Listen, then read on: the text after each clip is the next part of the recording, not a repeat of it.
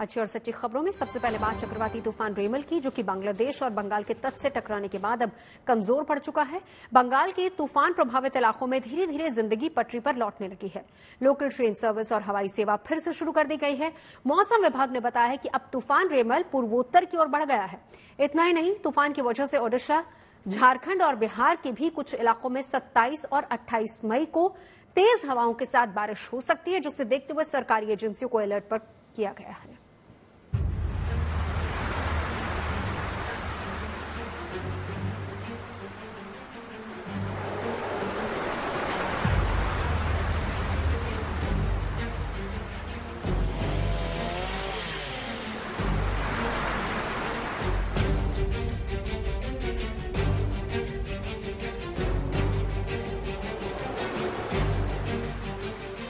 बंगाल की खाड़ी में उठे रेमल तूफान से निपटने की तैयारी कितनी पुख्ता थी, इसकी गवाही तूफान प्रभावित इलाकों से आई ये अलग अलग तस्वीरें दे रही है।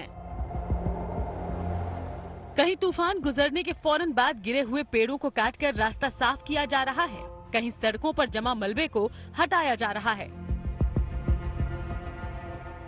और कहीं लोगों को रेस्क्यू कर सुरक्षित जगहों तक पहुंचाया जा रहा है।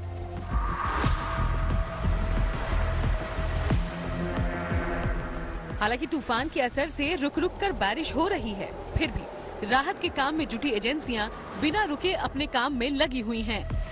कभी बारिश तेज हो जाता है, कभी हल्का, लेकिन बारिश और हवाएं जो हैं वो कांस्टेंटली कल रात से ही चल रही है। साइक्लोन ने कल रात को लैंडफॉल अपना किया, लेकिन उसके बाद से कोलकाता की स्थिति ऐसे ही जो हम यहाँ पे देख रहे हैं कि पानी पानी हो चुका है। वाटर लॉगिंग जैसे देखा जा रहा है कोलकाता के कई सारे इलाकों में, नॉर्थ कोलकाता हो या फिर साउथ कोलकाता हो, ऐसे ही दृश्य देखे जा रहे हैं। जहां जहां पर भी पेड़ उखड़ गए थे कोलकाता म्युनिसिपल कॉरपोरेशन के तरफ से, उन जगहों पे उन पेड़ पौधों को, उन पेड़ों को हटाया गया। एक दृश्य हमारे सामने है, ये पेड़ सामने ये गिरा था, लेकिन इसको रास्ते से हटा दिया गया है और अगर इस पेड़ को देखें तो समझ में आएगा कि उसके डालियों को काटा भी गया है ताकि रास्ता जो है वो ब्लॉक्ड ना रहे। आज सुबह सबसे पहले लोकल ट्रेन सेवा और हवाई सेवा को फिर से बहाल किया गया ताकि यात्रियों को आने जाने में दिक्कत न हो। तो साइक्लोन की वजह से है, ये तो नॉर्मल है। साइक्लोन है तो वो भी एयरपोर्ट भी बंद था, कैसे हम लोग आके, तो वो परेशानी होता अगर आने के बाद अगर पता चलता। अभी आने से पहले पता चल गया तो ठीक है, अभी कोई परेशानी नहीं है, अभी ठीक ही है। ऐसा वेदर है, ऐसा डिजास्टर है तो क्या कर सकते हैं, सभी को एडजस्ट करना पड़ता है। अभी ये साइक्लोन की वजह से ही डिले हुआ है, बट अभी ये नेचुरल कैलामिटी है, कुछ कर तो नहीं सकते, हमारे हाथ में नहीं होता। लेकिन फॉर्चुनेटली जैसे ब्रदर का फ्लाइट कैंसिल हुआ, हमारा कैंसिल नहीं हुआ, हमारा डिले हो गया है। कोलकाता ही नहीं, बंगाल के पूर्वी मेदिनीपुर, उत्तर और दक्षिण 24 परगना में भी रेमल तूफान ने जनजीवन को प्रभावित किया। हालांकि अब जिंदगी धीरे धीरे पटरी पर लौटने लगी है। ये तस्वीर दीघा के समुद्र तट की है, जहां तूफान गुजरने के बाद सुहाने मौसम का आनंद उठाने के लिए बड़ी संख्या में लोग पहुंचे। हम लोग होटल में ही थे, हम लोग की तरफ नोटिफिकेशन आ चुका था कि बाहर नहीं निकलने के लिए। ठीक है, ये लोग अपना काम अच्छा कर रहे हैं। वो स्थिति अच्छा है, इधर कुछ नहीं हुआ है, सब ठीक ठाक है। टूरिस्ट तो आ रहा है, लेकिन इधर का सब प्रशासन साधन से रखा गया है। इधर समुद्र का किनारा में प्रशासन किसी को आने नहीं दिया है। रेमल तूफान की तीव्रता को देखते हुए जिस पैमाने पर नुकसान की आशंका जताई जा रही थी, वैसी तबाही देखने को नहीं मिली। इसके पीछे बड़ी वजह है कि मौसम विभाग की सटीक जानकारी और उसी जानकारी के हिसाब से एनडीआरएफ और एसडीआरएफ जैसी एजेंसियों की पुख्ता तैयारी। बड़ी संख्या में तूफान प्रभावित इलाकों से पहले ही लोगों को निकालकर राहत शिविरों में पहुंचा दिया गया था और लोगों से भी तूफान के दौरान घरों से बाहर न निकलने की अपील की गई थी। सबसे बड़ी राहत की विषय है कि जिस तरीके से समय रहते इस आपदा के घड़ी को मद्देनजर रखते हुए पहले से ही एहतियातन कदम उठाया गया था। खासकर पूर्व मिदनापुर, साउथ 24 परगना इलाकों से लोगों को सुरक्षित स्थानों में हटाया गया था और ये आंकड़ा लाखों के तादाद पर थे। हमें जो बताया गया था कल रात तक के करीब 2 लाख के करीब जो है लोगों को हटाया गया था इन सब डिस्ट्रिक्ट से, चाहे वो पूर्व मिदनापुर हो, उत्तर या दक्षिण 24 परगना हो, हावड़ा, हुगली, इन सब इलाकों से। तो इसके चलते जो है जान माल की जो क्षति वो ज्यादा नहीं हो पाई। इस वक्त हम लोग एक साइक्लोन शेल्टर में आए हुए हैं, क्योंकि काफी लोगों को स्थानांतरित किया गया है उनके घरों से। लगभग 1 लाख से ज्यादा लोगों को तूफान आने से पहले जो लो लाइन एरिया में रहते थे वहां से निकाला गया था। तो ये फ्रेजरगंज इलाके का एक साइक्लोन शेल्टर है जहां पर इस वक्त हम लोग आए हुए हैं। लगभग 100 से ज्यादा लोग यहां पर इस वक्त मौजूद हैं जो कल से ही यहां पर रह रहे हैं। मौसम विभाग ने बताया है कि गंभीर चक्रवाती तूफान रेमल कमजोर होकर एक चक्रवाती तूफान में बदल गया है और अब ये बंगाल से लगे त्रिपुरा, असम, मेघालय, सिक्किम की ओर बढ़ रहा है। वहीं तूफान की वजह से ओडिशा, झारखंड और बिहार के कुछ इलाकों में 27 और 28 मई को बारिश का अनुमान है, जिसे देखते हुए सरकारी एजेंसियों को अलर्ट कर दिया गया है ताकि अगर जरूरत पड़े तो लोगों की फौरन मदद की जा सके। इसका विंड स्पीड अभी 75 to 85 km/h going to 95 km/h चल रहा है और ये धीरे धीरे उत्तर पूर्व दिशा में गति कर रहा है। ये गति जारी रहेगा, यानी इसका मूवमेंट असम एंड मेघालय की तरफ बढ़ रहा है एक्रॉस बांग्लादेश। ये असम और मेघालय एरिया में मिजोरम, त्रिपुरा, मणिपुर में 50 to 60 kmph going to 75 kmph wind speed आज होने का संभावना है और अरुणाचल प्रदेश और नागालैंड में 40 to 50 kmph going to 60 km wind speed होने का संभावना है और बारिश धीरे धीरे बढ़ेगा। ये 28 तारीख को पूरी तरह वीक हो जाएगा और नॉर्थ ईस्टर्न स्टेट में इसलिए 28 तारीख तक बारिश जारी रहेगा। 29 तारीख से इसका इम्पैक्ट कम हो जाएगा। मौसम विभाग के इस अनुमान के मुताबिक पूर्वोत्तर के राज्यों में भारी बारिश के चलते तापमान में गिरावट भी देखने को मिलेगी, खासकर असम में जहां कुछ दिनों में पारा 40 डिग्री को छू रहा था। वहां बारिश के असर से लोगों को गर्मी से थोड़ी राहत देखने को मिल सकती है। इसके अलावा बिहार और झारखंड के भी कुछ जिलों में लोगों को गर्मी से थोड़ी राहत मिलने के आसार हैं। कोलकाता से सूर्याग्नि रॉय, पूर्वी मेदिनीपुर से ऋतिक मंडल और दीघा से अनुपम मिश्रा के साथ दिल्ली से Piyush Mishra, good news today.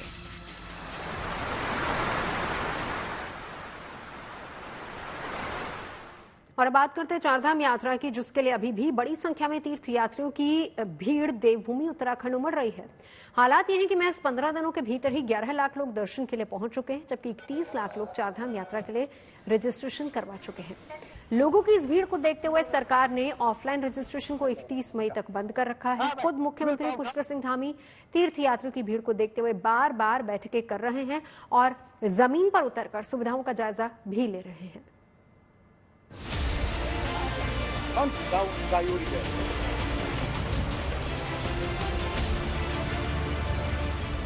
एक बियरिंग कैपेसिटी है और वो धारण क्षमता है, उस धारण क्षमता से ज़्यादा लोग वहाँ पर हो जाते हैं तो व्यवस्था करने में, दर्शन से लेकर आवागमन में हर प्रकार से उनको भी असुविधा होती है।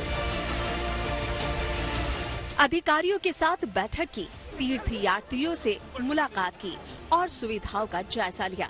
उत्तराखंड के मुख्यमंत्री धामी का ये सारा एक्शन चारधाम यात्रा को लेकर है, क्योंकि इन दिनों देश के कोने कोने से बड़ी संख्या में तीर्थयात्री देवभूमि पहुंच रहे हैं, जिसके चलते गंगोत्री, यमुनोत्री, केदारनाथ और बद्रीनाथ में श्रद्धालुओं का तांता लगा हुआ है।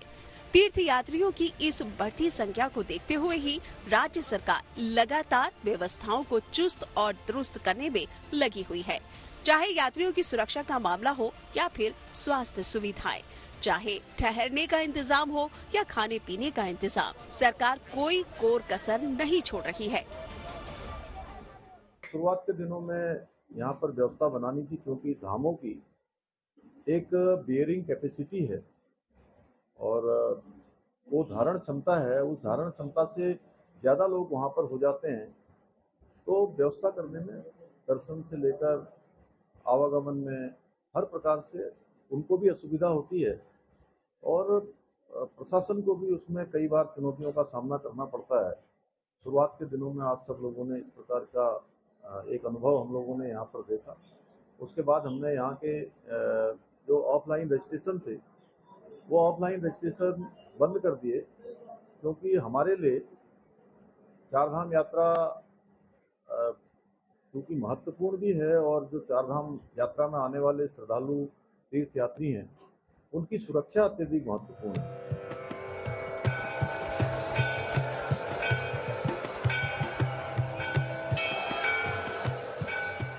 यात्रा के शुरुआती दिनों में क्षमता से ज्यादा तीर्थयात्रियों के पहुंचने से व्यवस्था गड़बड़ाने लगी थी। लिहाजा सरकार को भीड़ नियंत्रित करने के लिए कई जरूरी कदम उठाने पड़े, जिसके तहत वीआईपी दर्शनों को कुछ दिनों के लिए रोक दिया गया। ऑफलाइन रजिस्ट्रेशन पर 31 मई तक रोक लगा दी गई। तय तारीख से पहले और बिना रजिस्ट्रेशन के पहुंचे लोगों को लौटा दिया गया। इतना ही नहीं, मुख्यमंत्री से लेकर राज्य के आला अफसरों तक ने ग्राउंड पर उतरकर हालात की समीक्षा की, तब जाकर हालात काबू में आए। इसी कड़ी में आज मुख्यमंत्री पुष्कर सिंह धामी ऋषिकेश यात्रा सेंटर भी पहुंचे, जहां उन्होंने यात्रियों से बात की और यात्रा सेंटर में सुविधाओं का जायजा लिया। ये ऋषिकेश का हमारा ये स्टॉपेज है और यात्रा यहाँ से प्रारंभ होती है। तो यहाँ की सभी जो व्यवस्थाएं हैं, यहाँ रहने की, लोगों के बैठने की, यहाँ शौचालय इत्यादि की, खाने की और स्वास्थ्य के लिए, और कितने लोग यहाँ पर हैं, कितने दिनों से हैं, यही सब जानकारियाँ आज की हैं। और कोशिश है कि जो लोग यहाँ पहुँच गए हैं, काफ़ी दिनों से आए हुए लोग भी हैं, तो उनकी सुविधा के अनुरूप देख रहे हैं कि किन जगह पर उनके दर्शन हो सकते हैं। और कुल मिलाकर सबकी सुरक्षा हमारे लिए महत्वपूर्ण है और यात्रा इस समय पूरी तरह से सुचारू रूप से व्यवस्थित हो गई है। इस साल अब तक 4 धाम यात्रा पर आने वाले श्रद्धालुओं की तादाद पिछले वर्षों के मुकाबले काफी ज्यादा है। बताया जा रहा है कि 4 धाम यात्रा में 25 मई तक 11 लाख से ज्यादा लोग दर्शन कर चुके हैं। इसमें सबसे ज्यादा संख्या में श्रद्धालुओं ने बाबा केदारनाथ के दर्शन किए हैं। ये आंकड़ा 5 लाख से ज्यादा भक्तों का है।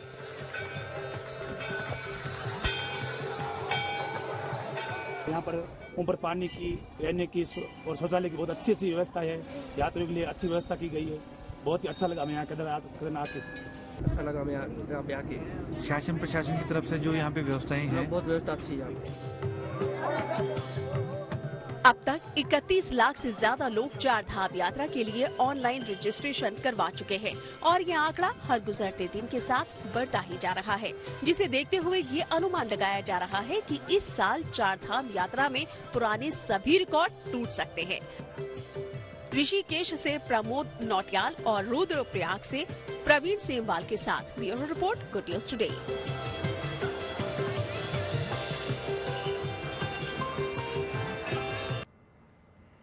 आगे बढ़ते हैं, खबर वैष्णो देवी से जुड़ी। माता वैष्णो देवी का आशीर्वाद हर कोई लेना चाहता है ताकि उनके घर गृहस्थी में सुख समृद्धि बनी रहे, लेकिन कई लोग ऐसे हैं जो कि शारीरिक रूप से सक्षम नहीं हैं और उनकी उम्मीदें मां वैष्णो देवी के दर्शन को लेकर कम हो रही थी।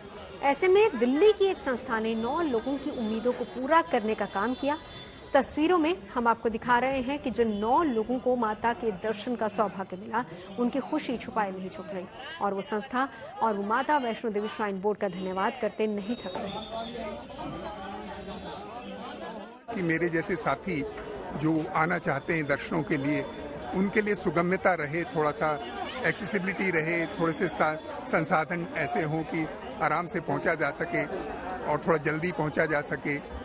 और ये है कि और भी बहुत से संस्थान हैं जहां हम लोग रिलीजियस जगहों पे जाना चाहते हैं, पर वहां भी सब जगह अड़चन आती है। तो मेरा आप ये समझो पॉलिसी मेकर से, इनसे पूरा ये वो है कि भाई हर जगहों को एक्सेसिबल बनाएं। मैं पहले बहुत बार वैष्णो देवी आती थी, नंगे पैर आती थी, नंगे पैर जाती थी, लेकिन इंजरी के बाद से 4 साल से मैं होप खो चुकी थी कि अब पता नहीं कि माता के दर्शन कब हो पाएंगे या नहीं हो पाएंगे। तो अब KSNR के थ्रू मुझे ये मौका मिला है दोबारा। आगे बढ़ते हैं, बात गर्मी के सितम की। आज नौतपा योग का 3रा दिन है। पिछले 3 दिनों से सूरज की किरणें पृथ्वी पर सीधी पड़ रही है। नौतपा योग के दौरान सूर्य पृथ्वी के सबसे करीब होता है, जिसके कारण भीषण गर्मी पड़ती है और यही वजह है कि सूरज अपने पूरे शबाब पर चमक रहा है। गर्म हवा, तेज धूप, सूर्य की तेज रोशनी, सुबह 8 बजे ही दोपहर 12 बजे का एहसास करवा रही है। क्या बच्चे, क्या बुजुर्ग और क्या जवान, आलम तो ये है कि गर्मी के सितम से हर कोई परेशान है। सुबह सुबह भी किसी काम के लिए अपने घर से बाहर कदम रखना हर किसी पर भारी पड़ रहा है। राजस्थान, पंजाब, हरियाणा, महाराष्ट्र, उत्तर प्रदेश के अलावा दिल्ली में भी लगातार 10वें दिन भीषण गर्मी है। अगर हम पूरे दिन की बात करें तो मैक्सिमम टेम्परेचर 45 डिग्री सेल्सियस के आसपास बना हुआ है, जो कि सामान्य से 4 डिग्री ज्यादा है। जबकि मिनिमम टेम्परेचर की बात की जाए तो 28 डिग्री रहने का अनुमान है, जो कि सामान्य से 2 डिग्री ज्यादा है। और मौसम विभाग का कहना है कि अगले 3 दिनों तक इन राज्यों में हीट वेव से छुटकारा नहीं मिलने वाला। जहां एक तरफ दक्षिण भारत में चक्रवात रेमल की वजह से तबाही मची पड़ी है, तो वहीं उत्तर भारत में भीषण गर्मी की वजह से लोग परेशान हैं। हमारे साथ है मौसम वैज्ञानिक डॉक्टर नरेश कुमार। राजस्थान की बात करें तो आने वाले 3 दिनों में heat wave to severe heat wave वहाँ ऐसी ही चलती रहेगी 3 दिन। उसके बाद क्या है कि हमारा अनुमान है कि थोड़ा अरेबियन सी से हवाएं आएंगी, तो उसके कारण जब अरेबियन सी से हवाएं आएंगी तो टेम्परेचर्स में थोड़ी गिरावट आ सकती है मीन डे 4 डे 5 में। अगर आप पंजाब हरियाणा की बात करें तो वहाँ भी सिमिलर सिनेरियो है, लेकिन कंपेरेटिवली हीट वेव थोड़ी कम है intensity as compare to Rajasthan, लेकिन फिर भी heat wave to severe heat wave वहाँ भी कंटिन्यू रहेगा। और उसमें भी नेक्स्ट 3 डेज हमने रेड अलर्ट दे रखा है, फिर इम्प्रूवमेंट आएगा। अगर आप एनसीआर दिल्ली की बात करें तो एनसीआर दिल्ली का भी यही सिनेरियो है, जहाँ भी स्टेशन जो कुछ स्टेशन 47 तक भी पहुंच सकते हैं और 45 डिग्री अब रहेंगे ही कुछ स्टेशंस, और जहां भी 3 दिन के लिए हमारा रेड अलर्ट है, फिर थोड़ा इसमें गिरावट आएगी। अगर आप यूपी की बात करें तो स्पेसिफिकली नॉर्थ वेस्ट यूपी में भी हमारा 3 दिनों के लिए रेड अलर्ट है। सिमिलरली नॉर्थ वेस्ट एमपी के लिए भी या वेस्ट एमपी के लिए भी हमारा 2 दिन के लिए रेड अलर्ट है, और उसके बाद थोड़ी सी गिरावट आएगी। तो सर मतलब 45 टेम्परेचर है, 45 है, तो 1-2 डिग्री और बढ़ सकता है, लेकिन कुछ ऐसी वेस्टर्न डिस्टर्बेंस एक्टिविटीज नजर आ रही है जिससे थोड़ा रिलीफ मिलने के चांसेस है। देखिए 47-45 जो टेम्परेचर प्रिवेल कर ही रहे हैं, जो सीवियर हीट वेव प्रिवेल करी है 47 के बेस पे ही है, वो वैसा प्रिवेल कर रहा है। लेकिन अभी हाँ, जैसे हमने कहा 3 दिन के बाद एक वेस्टर्न डिस्टर्बेंस भी आ रहा है, उसका थोड़ा हल्का फुल्का प्रभाव पंजाब हरियाणा में रह सकता है, जिसके कारण हम कह रहे हैं कि टेम्परेचर्स में गिरावट आएगी। उसके साथ ही जैसे WD आ रहा है, वेस्टर्न डिस्टर्बेंस आ रहा है, अरबियन सी से भी थोड़ी हवाएं आएंगी, तो फिर थोड़ा हमारा अनुमान है कि जो इंटेंस स्पेल अभी प्रिवेल कर रहा है 3 दिन के बाद थोड़ा उसमें कमी आने का, रिलीफ आने का हमारा अनुमान। मध्य प्रदेश की राजधानी भोपाल भी उन राज्यों में शामिल है जहां पर भीषण गर्मी के साथ हीट वेव यानी कि लू के थपेड़ों का सामना लोग कर रहे हैं। मौसम विभाग के मुताबिक भोपाल को 40 साल में दूसरी बार ऐसी भीषण गर्मी का सामना करना पड़ा है। साल 1983 से लेकर अब तक 2 बार ही भोपाल में पारा 45 के पार हुआ है, जिसकी वजह से भोपाल शहर के ट्रैफिक सिग्नल्स पर खड़ा होना किसी तपस्या से कम नहीं है। लू और भीषण गर्मी के चलते काफी हद तक भोपाल की सड़कें सुनसान नजर आ रही हैं। फिर भी कामकाज की वजह से कुछ लोगों को तेज धूप और भीषण गर्मी में भी घर से निकलकर ऑफिस या दूसरे कामों के लिए जाना पड़ रहा है। इनमें बड़ी संख्या में दोपहिया वाहन पर चलने वाले लोग भी शामिल हैं, जिनको कड़ी धूप से बचाने का बीड़ा टेंट से जुड़े कुछ कारोबारियों ने उठाया है। भोपाल के जिन बड़े चौराहों पर रेड लाइट, जिसका ग्रीन सिग्नल होने पर लंबे समय तक इंतजार करना पड़ता है, वहां पर प्रशासन ने कारोबारियों के सहयोग से टेंट लगाना शुरू कर दिया है, ताकि तेज धूप के कुछ मिनटों का इंतजार जीवन की सबसे कठिन परीक्षा न बन जाए। मध्य प्रदेश में पड़ रही भीषण गर्मी का आलम यह है कि अब प्रशासन को भी अलर्ट मोड में आना पड़ा है। मौसम विभाग ने मध्य प्रदेश के कई शहरों में तीव्र लू और हीट वेव का पूर्वानुमान जताया और इसके साथ ही चेतावनी जारी की है स्थानीय प्रशासन को कि वो इंतजाम करें कि लोग इस भीषण गर्मी से बच सके। और इस तरीके की व्यवस्था जो है आपको भोपाल में कई जगहों पे अब दिख जाएगी। जो चौराहे हैं, जो रेड लाइट्स हैं, वहां पे इस तरीके से टेंट लगा करके अब राहत दी जा रही है उन लोगों को जो यहाँ रेड लाइट पे जब खड़े हों तो वो सीधे सूरज की चपेट में ना आए, क्योंकि यहाँ पे लंबे समय तक उन्हें खड़ा होना पड़ता है और ऐसे में जब वो यहाँ खड़े रहेंगे तो स्वाभाविक सी बात है कि इस हीट वेव के शिकार वो आसानी से बन सकते हैं और इसीलिए ये व्यवस्था यहाँ की गई है, जहाँ पे अगर आप देखें तो इस तरीके से टेंट लगाए गए हैं ताकि लोग जब रेड लाइट पे खड़े रहें तो कम से कम वो सीधे सूरज की किरणों की चपेट में ना आए, वो बचे रह सके। हमारे साथ अगर देखें तो विशाल टेंट हाउस के मालिक भी हैं जिन्होंने ये टेंट लगवाए हैं स्थानीय प्रशासन के साथ मिलकर के। क्या अरेंजमेंट्स यहाँ पे किए गए हैं भोपाल में इस तरीके से गर्मी से लोगों को बचाने के लिए? हम लोगों ने देखा कि हम लोग जब अंदर से बाहर निकलते हैं 2 मिनट के लिए भी अगर एसी से बाहर निकलते हैं तो क्या हालत होती है। जब यहाँ देखते हैं सिग्नल पे लोग खड़े आके होते हैं 30 सेकंड या 60 सेकंड भी रुकना पड़ता है तो उनको क्या हालत होती हुई। ये सोच के हमने कुछ अपनी यहाँ दुकान के सामने या रोशनपुर चौराहे पे भी अभी टेंट लग रहे हैं, वहाँ पे कुछ ऐसे भोपाल के चुनिंदा स्थानों पर अपने टेंट व्यवसायियों से अपील की है कि सब जगह अपने अपने टेंट लगाएं ताकि लोगों को लू से राहत मिल सके। अभी ये नौतपे का सीजन बहुत भारी है और धूप बहुत तेज है, तो अभी नौतपा कम से कम 10-15 दिन के लिए पंडाल लगाए जाए। इसके अलावा भी जो है भोपाल नगर निगम हो या स्थानीय प्रशासन हो वो सड़कों पे पानी का छिड़काव कर रहे हैं और जब लोग गुजरते हैं तो स्प्रिंकल्स के जरिए उन पे पानी डाला जा रहा है ताकि वो सीधे गर्मी की चपेट में ना आए। इसके अलावा उज्जैन का महाकाल मंदिर हो वहाँ पे भी जो दरिया बिछाई गई हैं लोगों के लिए ताकि उनके जो पैर ना जलें और वहाँ पे पानी का छिड़काव लगातार किया जा रहा है। कई जगहों पर इस तरीके की व्यवस्था जो है वो मध्य प्रदेश में की गई है ताकि सूरज का ये जो सितम है वो जिस तरीके से इस वक्त मध्य प्रदेश के ऊपर कहर बरपा रहा है कम से कम कुछ हद तक लोगों को उससे राहत मिल सके, वो अपना बचाव कर सके। इंसानी शरीर का तापमान 37 डिग्री सेल्सियस होता है। मौसम से जुड़े तापमान के बढ़ने या फिर घटने से इंसानी शरीर के टेम्परेचर पर भी कुछ असर होता है। ऐसे में अगर शरीर का तापमान 37 डिग्री सेल्सियस के नीचे जाता है तो फिर इंसान ठंड महसूस होने की बात करता है या तापमान के बढ़ने पर गर्मी लगने की शिकायत होती है। इंसानी शरीर करीब 60 से 70% पानी से बना है।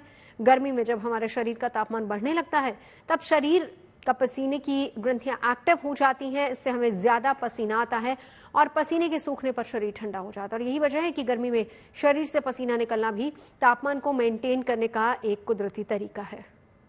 खबरें सच्ची होनी चाहिए, अच्छी खुद ब खुद लगती हैं। Navjot Randhawa signing off. आप सुनते रहिए गुड न्यूज, देखते रहिए गुड न्यूज।